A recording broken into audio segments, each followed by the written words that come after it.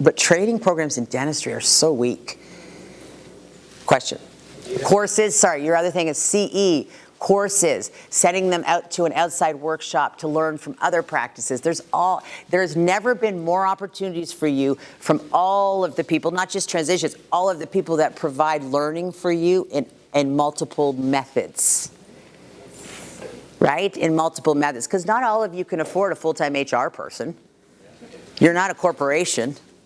Right? Well, that's the thing. So I think a lot of times with dentists, I do a lot of small dental practices, and it's usually the spouse who's the office manager, right? Well, not usually. Thank goodness. I see quite a bit. Yeah, there's not a lot of, and there's a wonderful couple in this room that I said, good for you, because humans weren't put on this earth to be together 24/7. And I'm speaking from experience. I hired my spouse, and we lasted 36 months, 2 days, and 4 hours. That's a long time, and we didn't have to split our assets at half at night. But I wanted to be proactive on that. But here's the thing. A lot of times why you pick spouses is you have trust issues, or the spouse has an opening in talents and passion. And please hear me. I'm not saying a spouse is a bad thing. That's an opinion, and that wouldn't be fair. I've seen them do awesome, and I've seen them destroy a practice. But here's the thing. If you're going to have a spouse do your management while you are the dentist and the leader, they have to be there.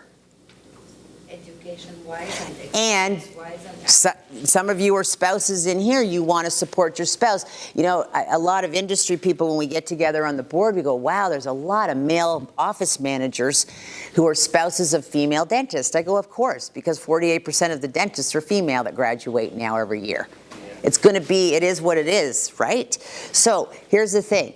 There's nothing wrong with a spouse as long as the spouse earns the respect and credibility of the manager because they know it, they lead it, and as this wonderful couple said to me, we hardly see each other. I go, the greatest thing for you as a spouse is to keep them in the hole. Then you can drive home. And the hardest thing is to compartmentalize so you have segments in your free time, your business time, and your focus time, right? So is the spouse the answer? I can't answer that for you. Every human relationship's different. I can tell you, though, there are other people besides your spouse that you can trust if you set them up and lead them accordingly, okay? So are we good on that? Don't take it. It's not my opinion. Spouses are evil. They're not bad. It's just, it goes against all fundamental, and I'm sure that all of these couples have been told this, it goes against all fundamentals for any two people to last decades and decades 24/7 together. But in a dental office, the good thing is, if the spouse is in the business office and the spouse is a dentist, they can go all day without having to interact and talk about little Johnny's hurt knee. Or how this person didn't do what they're supposed to. Are you with me on this? Okay, a lot of times when I say, why did you pull your spouse out of their wonderful career? Well, because I don't trust anyone. That's a different reason than let's build this together. It's a family business.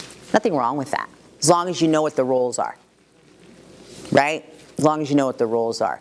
And it's interesting, I love working. I'm going to do a workshop just for male spouses and no women allowed, to give the meatballs some help with how to manage 12 bowls of spaghetti a day. Because that's a skill in itself, right? That is a skill in itself. And I say, wow, we're going to have male managers who are one thing at a time come in and deal with 2 million words a day and have it work out and not have to go home and talk about them all every night. Question back here? Sorry, did I see a hand? Yes, question? I'm on vacation next week, but like Monday the 23rd, does that work for you? You want to marry me? No. Male spouse course. Oh, would you like a male? You know what? Give your name to Lori. I'll write anything you're interested in. It's it's a big need right now. People have been telling me, I just haven't done an action on that. It was a thinking thing. So if there's male spouses in here and I can get 5 or 6 of you, you come to the Trading Center Burlington and Suburbia, I'll love to help you. I'd love to help you stay married at night and not split assets in half. Would be my goal. Question. Beyond the original training, you in your playbook have core competency annually to make sure that your people are up to date? Yes. So core competency is a fancy corporate word for a performance review, right? It's what is it that's required for this role? How are we performing? How do you assess yourself? How do I assess you? We come together. It's a very productive way to do. Core competency is another word for talents and skills of what's needed to do the job. Okay? So you're right. You see why the dental model is so unorthodox. They have to be in the oral health. They have to be producing 60 cents on every dollar to pay for the basic overhead and then go to hygiene. If you don't have dedicated weekly time to focus on the leadership and management, that's where all these practices are like running like a Hail Mary. Do you know what a Hail Mary is?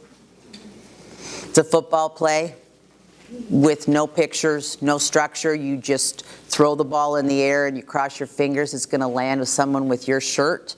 A lot of dental practices for years have been running like a Hail Mary. Let's just hope we get through the day. And then we're wondering why we're burnt out.